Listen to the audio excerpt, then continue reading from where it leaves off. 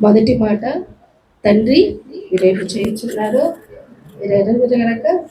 ఆ సమయంలోనే కూడా క్షమించే గుణము ఆయనలో ఉంది. ఆయన మాట సెలవిస్తే దూతలు మహాదూతలు వస్తారట కిందికి. మత్తయి సువార్తలోనే ఉంది. ఇప్పుడు నేను ఒకటో మాటలో లేను. తర్వాత రక్షణ, ఊపిరి ఉన్నంత వరకు మనం సువార్త చేయాలి అని మనకి తెలియచేసి ఉన్నారు. దొంగని సైతని మార్చింది సిలువ పైన ఉన్న చిన్న మాట.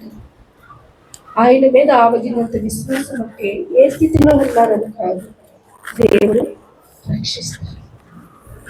ఆయన ఊపిరి ఉన్నంత వరకు దేవుని పని చెయ్యాలి అని రక్షించారు. మూడవదిగా తల్లి దైవంతో సమానం. తల్లిదండ్రులు సన్మానించమని పాత నిబంధనలో ఉన్నది. శిలువ పైన కొండ మీద రక్తపు మడుగుల్లో ఉన్న కుమారుని చూసి తల్లి ఎలాగుంటుందండి? సంతోషంగా ఉంటుందా? మనమందరం కూడా తల్లిమే కదా. ఏదైనా మన పిల్లల పట్ల వచ్చిన చిన్న సమస్య మనకి కొండంత భారంగా ఉంటుంది. తల్లి అయిన మరియ సహోదరి అక్కడ కుమారుని చూసి తను చూస్తూనే కన్ని రెప్ప వాల్చుకుంటా ఏడుస్తుంది. ఆ యొక్క దుఃఖాన్ని యేసుప్రభు వారు గమనించి అమ్మా అని పిలిచినప్పుడు ఒళ్ళు జల్దరించినట్టుగా కన్నీటితోటి ఆయన వైపు చూసింది. ఆయన వైపు చూస్తూ ఆమె తల పోసుకుంటున్న విషయాలు ఏంటి తెలుసా? వారు యేసు ప్రభుని చెయ్యి పట్టుకొని నడిపించిన విధానం, 12 సంవత్సరాల వయసులో మందిరములోని అందరి ముందు దేవుని వాక్యం చెబుతుంటే మురిసిపోయిన సన్నివేశం, ఇవన్నీ కూడా ఇలాగ చిన్నప్పుడు నా కుమారుని చూసి ఎంత మురిచిపోయేది, ఇప్పుడు ఈ సమయంలో ఇలాగ ఉన్నారా అని కన్నీటితో ఉన్న తల్లి కుమారుడు వైపు చూస్తుంది. ఇప్పుడు ఇక్కడున్న మనమందరం కూడా తల్లులమై పిల్ల చిన్న బాధపడితే తట్టుకోదు. వెంటనే మనకి వచ్చేది ఏంటండి? మన పిల్లలు బాధపడితే ఎంతమంది ఓదార్చినా మనము ఆ మాటలకి ఓదార్చబడలేము. కానీ అక్కడ తల్లి అయిన మరియ కుమారుడి వైపు చూస్తుంది. అమ్మా అని పిలిచినప్పుడు చూసినప్పుడు యేసుక్రీస్తు ప్రభువారు వెంటనే శిష్యులు, అక్కడ ఎంతమంది శిష్యులు ఉన్నారండి మీకు ఎవరికైనా తెలుసా? 12 మంది శిష్యులు. వాళ్ళని కూడా సిలువ వేస్తారేమో అని, యేసు ప్రభు అంటే తెలియదు అని పారిపోయిన వారి లెక్కలో ఉన్నారు. యూదా ఇస్కరియోతు అప్పటికే చనిపోయి ఉన్నాడు. అక్కడికి నాకు ఏమైనా పర్వాలేదు అని ధైర్యంతో నుంచున్న ఒక్క శిష్యుడు మనం చూద్దాము. యోహాను సువార్తలోనే చూద్దాము.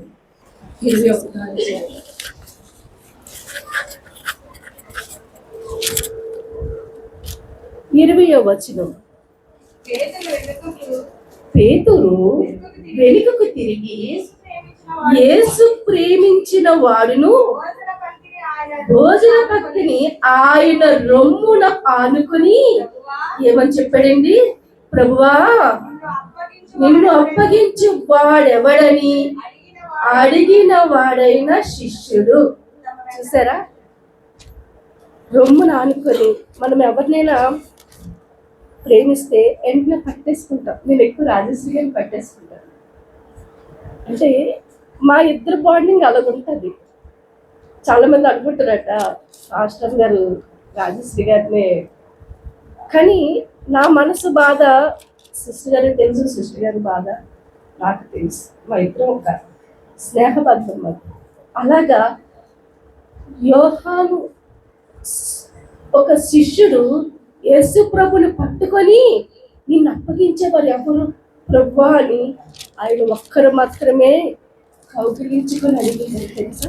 ఇక్కడ ఏముందని నేనేమన్నా తప్పు చెప్పానా? మరొక్కసారి చదవండి.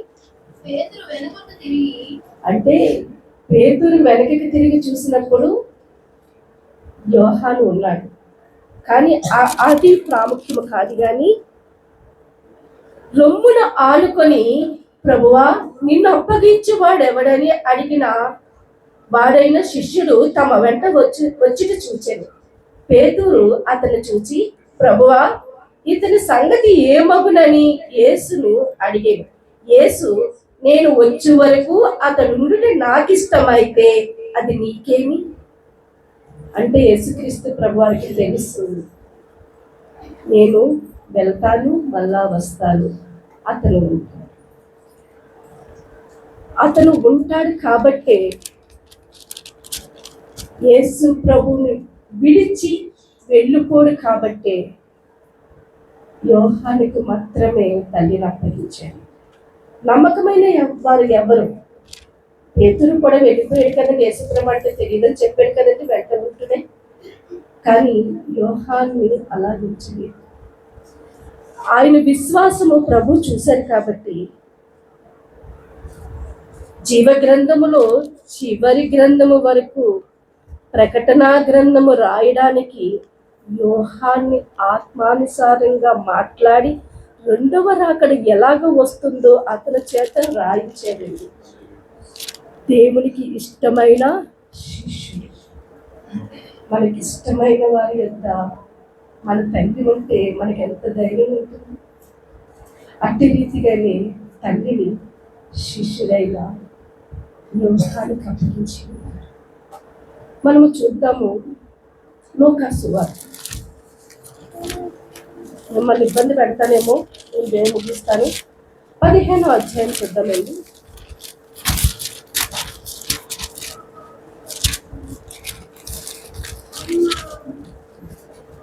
7వ వచనం. అటువలే మారు మనసు అక్కరలేని 99 మంది నీతిమంతుల విషయమై కలుగు సంతోషము కంటే మారు మనసు పొందు ఒక్క పాపి విషయమై పరలోకమందు ఎక్కువ సంతోషము.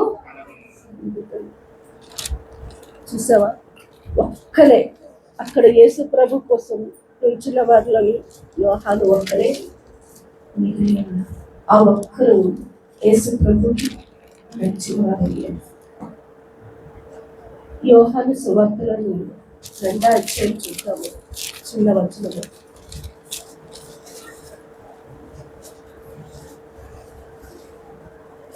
5వ వచనంలోని ఆయన తల్లి పరిచారకులు చూసి ఆయన మీతో చెప్పినది చేయుడి అని. యూదుల శుద్ధీకరణాచార ప్రకారము 2-3 తూముల పట్టు 6 రాతబార్లు అక్కడ ఉంచబడి ఉన్నది. చాలు నాన్న. యేసుక్రీస్తు ప్రభువారు తల్లి మాట కాదనలేక ఒక పెళ్లి విందులో తల్లి మాటకి గౌరవించి అక్కడ కొరత లేకుండా అద్భుతం చేశారు. ఇప్పుడు ఈ స్థితిలో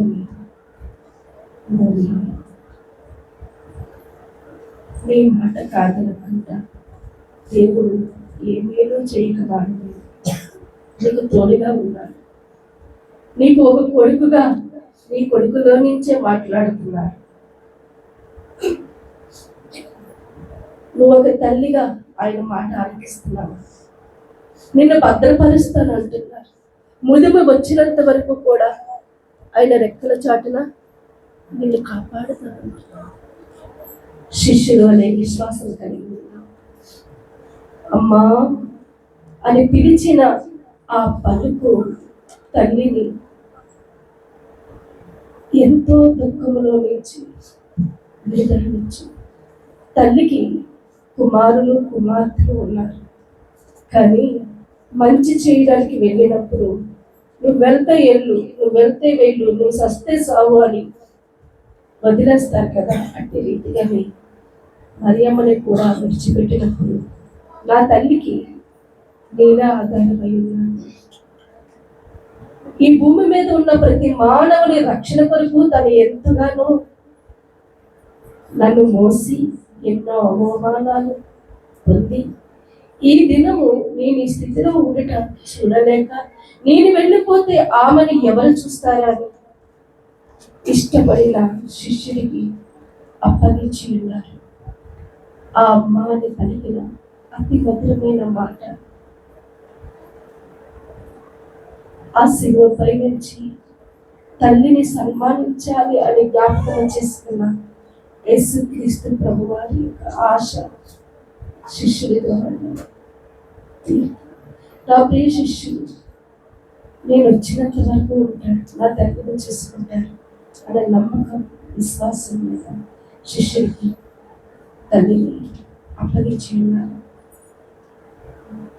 మనల్ని కూడా ప్రభు ఆయన రెక్కల చాటుగా మరుగుపరిచి కాపాడుతున్నారు. మనమందరం కూడా కళ్ళు ఉంచి కళ్ళు వేసుకుంటాం. యేసయ్య నిజమే నాయన, మీ మీద విశ్వాసం ఉన్నది అని చెప్పుకొని విశ్వాసము లేకుండా ఉన్న 99 మంది కన్నా, మేము నీతిమంతులమని చెప్పుకున్న 99 మంది కన్నా దేవుని కోసము ప్రాణం ఇవ్వడానికైనా నేను రెడీ అని ఒక ఆత్మ కోసం మీరు చూస్తున్నారయ్యా. ఆ ఆత్మని ప్రియమైన శిష్యులు మీరు యోహానులో కలుపుకొని తల్లిని అప్పగించి సిలువ పలికిన అతి మధురమైన మాట, మీరు ఊహకు వచ్చిన కానించి సువార్త భారముతోటి ప్రతి గ్రామము తిరుగుతూ ఎంతో మందిని స్వస్థపరుస్తూ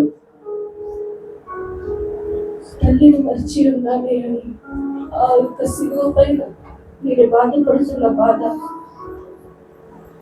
శిష్యుల ద్వారా మీరు తీర్చి ఉన్నారయ్యా. చెప్పబడిన మూడవ మాట,